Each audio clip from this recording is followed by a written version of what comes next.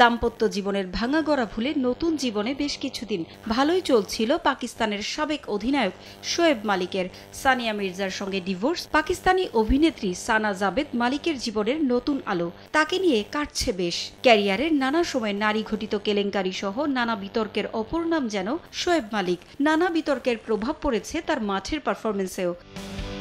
এবার নতুন করে মালিকের ক্যারিয়ারে ঝড় তুললেন পাকিস্তান দলের সাবেক ক্রিকেটার বাসিত আলী।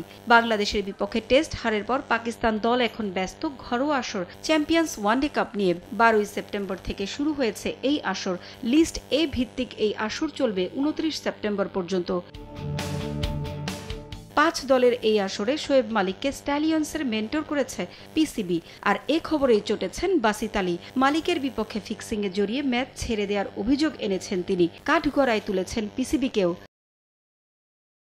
রমিজ রাজা পিসিবি প্রধানের দায়িত্ব পালনকালে ঘটনাটি জানাজানি হয়। তিনি মালিককে ডেকে জিজ্ঞাসা করেছিলেন। সে সময় মালিক বিষয়টি স্বীকার করে নেয় যে সে একটি ম্যাচ ছেড়ে দিয়েছে। যদি আমার কাছে প্রমাণ চাওয়া হয় তবে তা দিতে প্রস্তুত আছি। আমি দুর্নীতিগ্রস্ত একজন ক্রিকেটারকে মেন্টর নিয়োগ দেওয়ার কঠোর প্রতিবাদ জানাচ্ছি। পিসিবির এমন করা ঠিক হয়নি। যে মানুষ তার নিজের দেশ নিয়ে ভাবে না তাকে মেন্টর করা ঠিক হয়নি।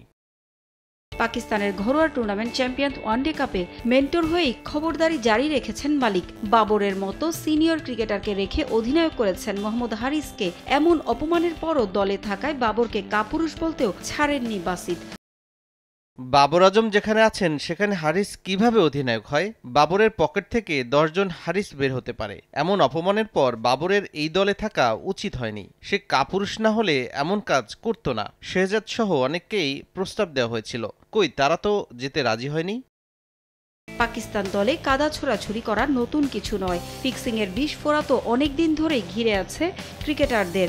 বাংলাদেশের কাছে হেরে যাওয়া পাকিস্তানের ক্রিকেটে বাসিতের ফিক্সিংয়ের অভিযোগ নিশ্চিত নতুন করে নাড়া দেবে পিসিবিকে।